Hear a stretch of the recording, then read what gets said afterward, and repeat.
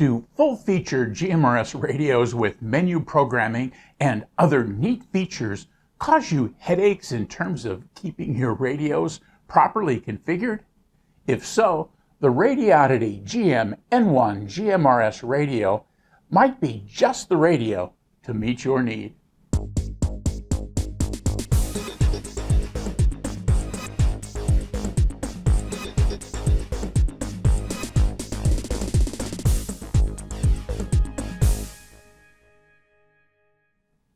Hi, and welcome to the Gadget Talk channel, where we do reviews and how-tos on a variety of electronic gadgets that catch my eye. As always, if you find this video helpful, please like, comment, share, and subscribe to the Gadget Talk channel. I really appreciate it. Over the past 6 months or so, I've had the opportunity to review several GMRS radios in addition to my ham radio reviews. I've purchased some of these radios, borrowed one, and was provided a couple by vendors. In this case, I was provided the GM-N1 by Radioddity in exchange for this review. Full-featured GMRS radios with keypad access to menus and functions, along with customer programming software, offer maximum flexibility, and dual band radios allow monitoring of other frequencies such as NOAA weather broadcasts, ham repeaters, and emergency services frequencies for those departments that still rely on basic VHF systems. This can be both entertaining and helpful in emergency situations, and for those of you who consider themselves preppers on some level, these are great radios. This flexibility, however, comes with a price. If your primary need is for a basic radio with static configuration for a workplace or for use with family members who are radio rookies, too many user-accessible variables can lead to configuration problems. This includes misconfigured radios that don't allow you to talk to one another. And that's why you got the radio in the first place.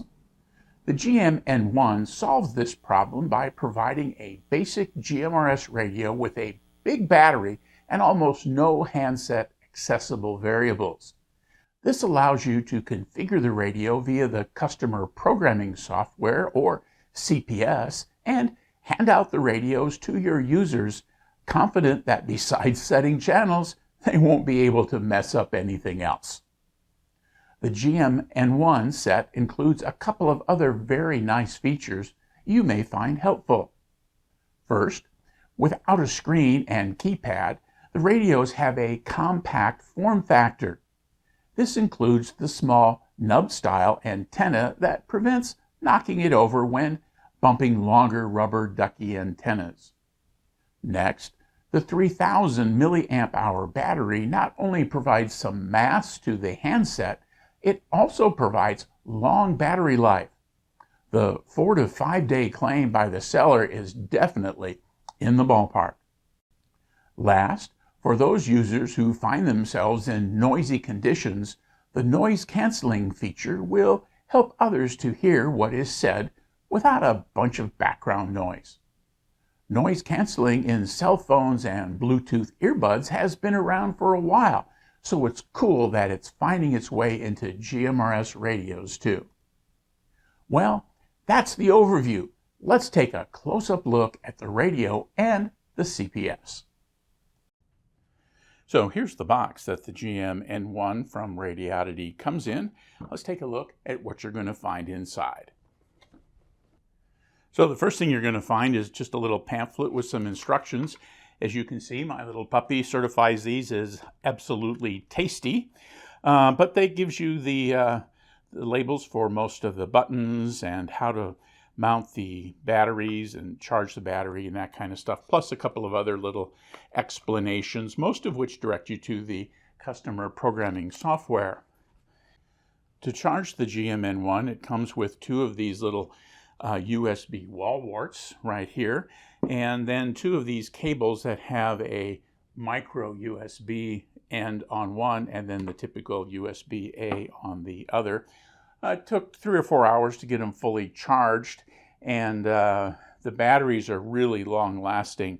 I've had one going for about 5 days and it's still receiving just fine. So the big battery will take a while to charge, but it will also give you a lot of working life. It also has a belt clip, and it's more of a holster style belt clip. The clip is here on the back, and then the radio itself just slides into the holster. The clip kind of reminds me of cell phone holsters that you used to be able to find when cell phones weren't as large as they are now. And so the radio just comes in, fits in, slides in, and it fits just very nicely. So here we are with the radio itself, and it's really pretty simple to operate. You've got the on-off button right here. You just turn it on by twisting, and that'll up the volume. You can see it's got a small nub antenna right here, which isn't going to get caught on anything if you're walking around. On this side is what makes this radio kind of unique in terms of the GMRS radios, and that is it's got the push-to-talk, channel up, channel down, but without a screen or without keypads. That allows you to maintain configuration control when you've got those members of your group who tend to fiddle with things or get things messed up if you give them too many buttons to play with. So that is really a very good aspect to this. There's a little LED right here that you can turn the HD audio on. There's a button here on the side for you to do that. It glows blue when it's on. It uses a little more battery power when it's engaged, but I'll give you some sample audio with that engaged here in just a minute. On this side, we've got the flap for the programming cable, or if you want to use a regular K1 style accessory such as an earplug type headset or a speaker mic, you can plug one of those in here easily as well. And then on the back, we've got the radio's battery, and to open it, we just press the open button down and it comes right out. Here we've got the FCC identification there on the inside of the radio, power contacts on the radio side, power contacts here on the battery side, and it just snaps in very easily. Now, one of the other things that I alluded to earlier in the descriptions is that on the bottom is where the charger is. And it's interesting in that you pull the flap out of the bottom of the radio, it's a little rubber flap, and then you get access to a micro USB port there on the bottom of the radio. And what's interesting is that the charger plugs into the radio where the charge circuitry is, not into the battery. So you plug the charger into the radio manages the battery charging process. When you're done, you close that back down to give it some dust protection down there, and then you're ready to go. Now, one of the interesting things about this, I've found, at least as I've used it so far, is that there's really not a lot of lights or anything that gives you any indication if things are going. So what I find that I end up doing is I'll change the channel up one and then down one because the radio announces the channel, and so I know that I've got it on, and I can get a sense of where the radio battery power is by just changing the channels. Or otherwise, the radio's on, it's sitting on the table or sitting on your belt. There's really not an outward indication that the radio is on or off without, twisting the knob to turn it off and then back on, which is unnecessary in terms of wearing out the electronics.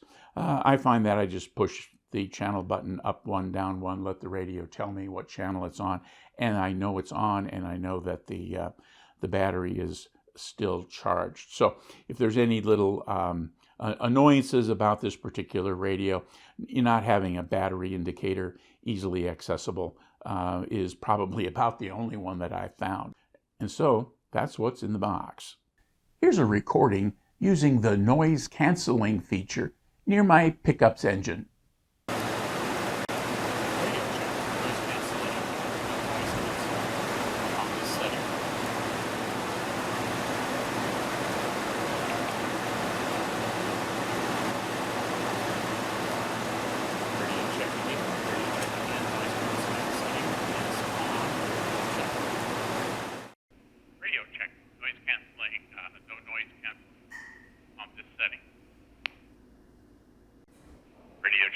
Radio check again. Noise canceling setting is on. Radio check. As I mentioned earlier, a responsible party controls the radio configuration. Here's a quick look at the CPS where you'll manage that task. So here's the programming software for the GM-N1 GMRS radio, and this is how you manage the configurations of the radios since they don't have a lot of buttons and menus accessible on the handset itself. So let's take a quick tour of the user display. This is very similar to most CPS. So here in the main menu, you've got File, which has got New, Open, Save, the usual Windows things, gives you model information. It will give you the chance to edit the channel information or the various functions in the radio. We'll look at both of those in this clip. In the programming command, you can read from or write to the radio. In the setting, you will set the COM port that your drivers are assigned to for the programming cable.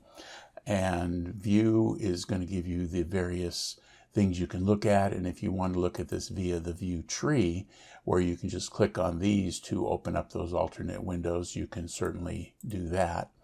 The windows, whether they, you can close them or cascade them, and then Help just has a help about. So let's go through the process here. So I have a programming cable, and the radios don't come with a programming cable. And really, that's not a big deal, because if you're using these as plain vanilla GMRS without CTCSS codes, you don't need it. But if you want to make some changes, for example, you have one of the channels that you do want to put a code in, so you have a little bit more, at least audio privacy. You don't have to listen to others on that channel. You can do that here via this CPS. And so I would recommend getting a programming cable. Spend a little extra money. I like FTDS cables. That's what I'm using now. Radioddity has those available. They also have some prolific programming cables for $7 or $8. Those sometimes work, sometimes don't. And I don't necessarily mean Radioddities, but the prolific chip cables, the cheap ones, sometimes are prone to failure. So my recommendation, spend a couple extra bucks and get a more expensive cable. It'll save you the aggravation.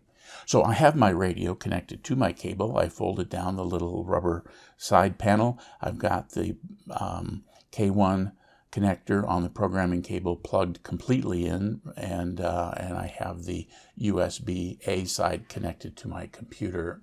So where I'm going to start then on dealing with this is I'm going to go up here to settings and set my COM port. And when you drop this down, it'll give you a list of the COM ports where it sees drivers. And in this case, I know that my FTDS driver is on this COM port 6, so I'm going to select that. Next, I'm going to go to programming, and I'm going to read from the radio. I could also use this little button here and read from the radio. So I'll press that. I'm not sure how the password works. I suspect you could add it here and it'll include it in with your radios, but it's not required. I don't like remembering them, and so I'm not going to use it. So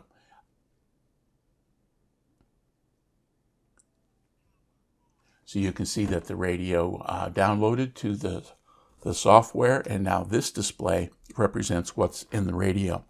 The radio has a very soft speaker, and so it announced radio on after this was completed, because the programming cable plugs into the microphone and speakers, and so the speaker itself kind of goes silent because of the jack that is plugged into the side of the radio. So this is done, so I'm now going to close that. And so you can see here I've got my standard channels. These are grayed out because you can't make changes to them. Down here are the repeater channels for a standard GMRS. You will notice that the power is high on all the channels except for the 8 through 14, which are low by rule, and the channel spacing is in wide, except for those same channels 8 to 14, which by rule is at 12.5 kilohertz. Now, the other thing you'll notice that there are no CCTS codes. on any of these, which is good. That's why it'll work just right out of the box. Now, if you want to make a edit to this, so for example, you want CCTS codes on one of the channels. Say you want channel 6 to be your family channel and you want a CTSS code because sometimes that channel is busy and you don't want to listen to other people, that's fine. The way you would do that is there are really two ways.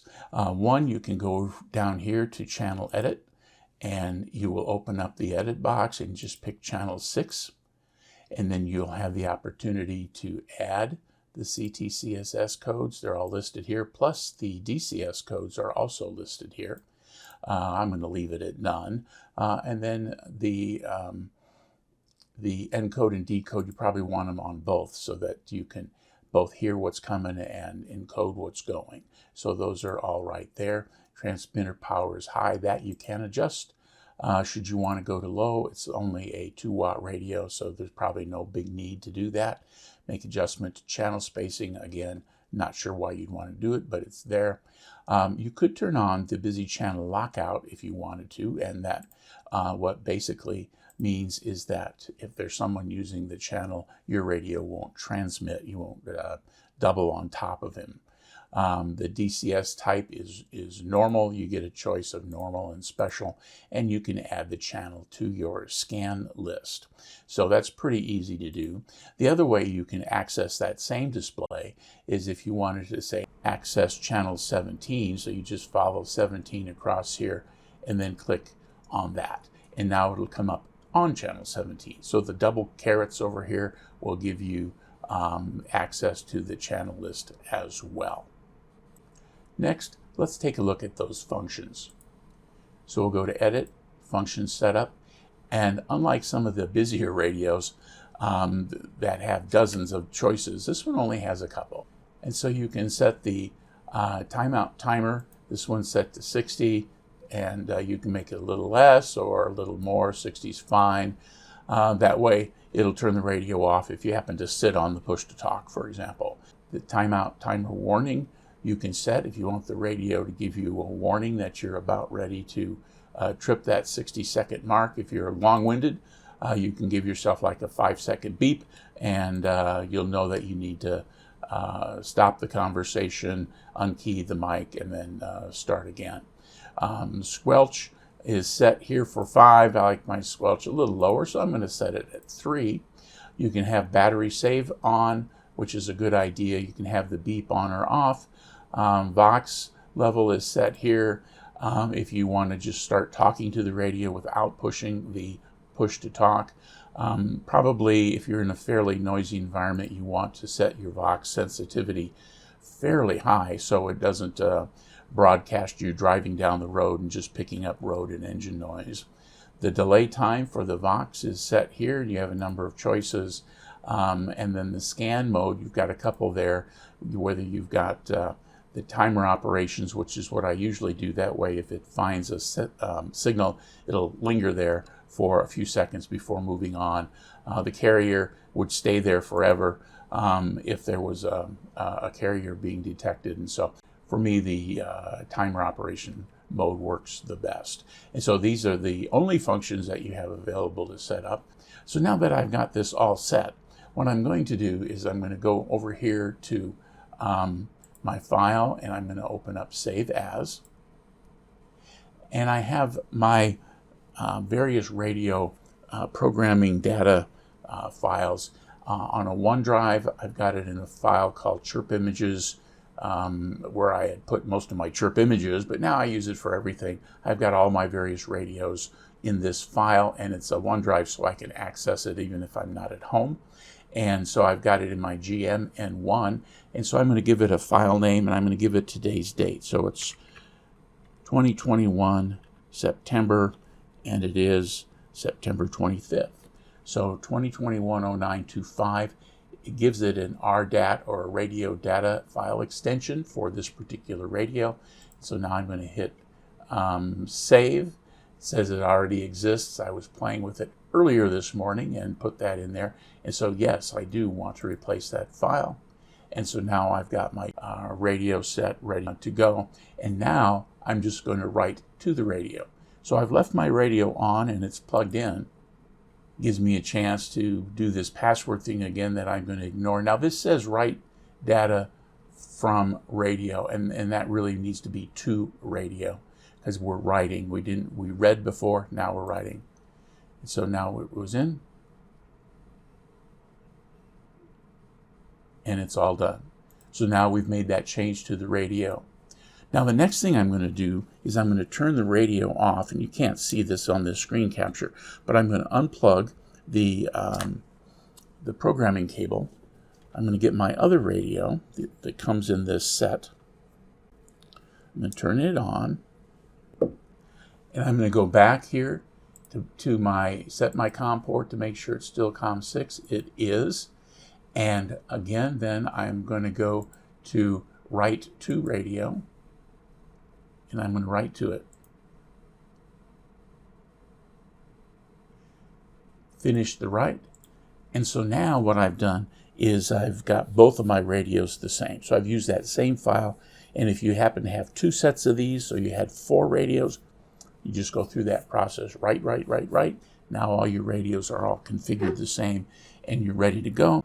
So that's the customer programming software. Again, as I mentioned earlier, this radio meets a specific need for a specific set of users. Those users need a solid GMRS radio with moderate range, small size, and straightforward operation. This might include folks in a family-run business, basic radios for family members when hiking or camping, or those wanting quick press-to-talk access to family members at a mall or flea market. At about $70 US for 2 radios, these still fall into the low price category.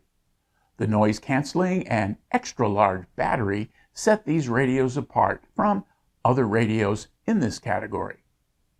Overall, I'm pretty impressed with these little GMRS handy talkies. I think you'll find them an excellent choice given the requirement to limit user access to radio variables and to standardize radio configuration.